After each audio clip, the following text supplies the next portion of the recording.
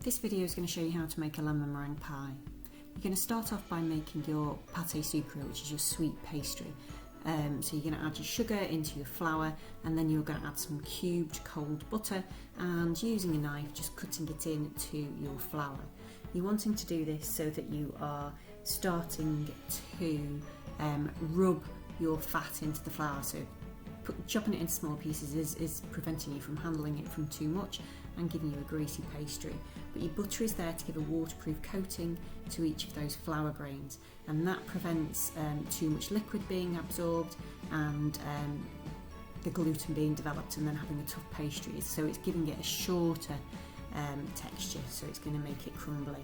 To bind it, you're going to use an egg because it's a sweet enriched pastry, and you're just going to knead it slightly and bring it together, and then you are going to roll it out in some cling film, just flattening it to the thickness that you want it, before you then put it in the fridge to actually leave to rest just for a short amount of time to get the butter to set a little bit, to make it easier to handle and less shrinkage.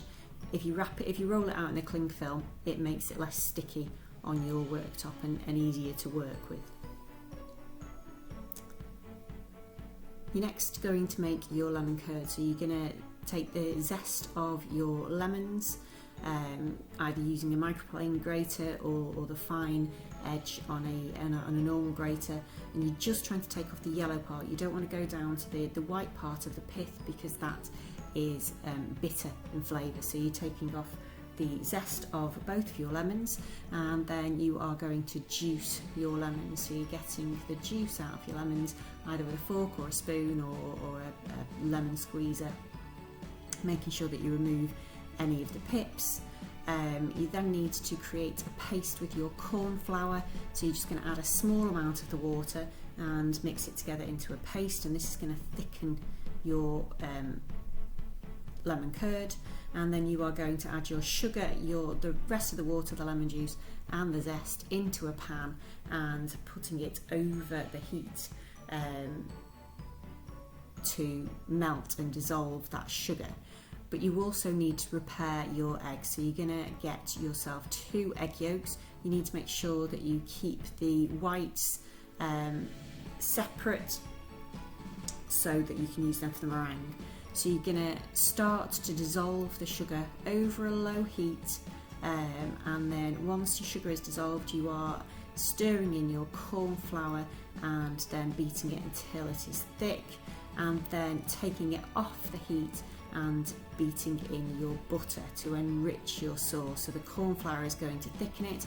We're then adding our egg yolks in, which is going to coagulate your sauce, so they will thicken and also enrich your lemon curd, and then you can just transfer that to a bowl. We're now going to prepare our pastry, so that you need to line your pastry tin. So mine's been left slightly too long in the fridge as it's gone a bit too firm, but you just use the warmth of your hand to actually manipulate it and lift it and lower it into the edges of your tin. It doesn't matter if it cracks, you can patch it up with the leftover pastry. So you're just getting it so that you're getting that nice shape of a shell for your pastry, and using any excess to fill in any of the gaps. You then need to trim the edges of your pastry to give it a neat finish, and just making sure that you've evened out all of the edges and maybe preventing it so that it's too thick in certain places.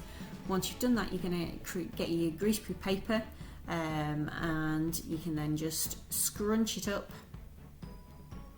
and put it into your pastry case. The scrunching up just allows it to go in easier, and then put in some bacon beans or some lentils and blind bake for 15 to 20 minutes in a hot oven.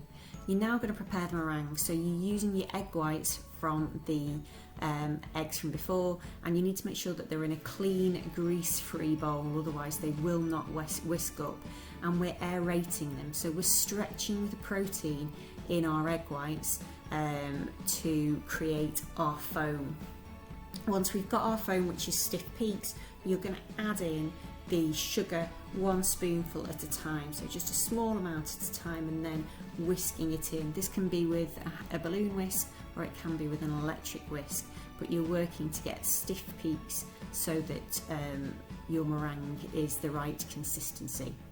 You're then going to either transfer that to a piping bag, or if you've not got any piping bags, you can just spoon it on to your lemon curd, or your lemon curd later once it's ready, and you can always rough it up with a fork so that you've got some peaks on the top of it.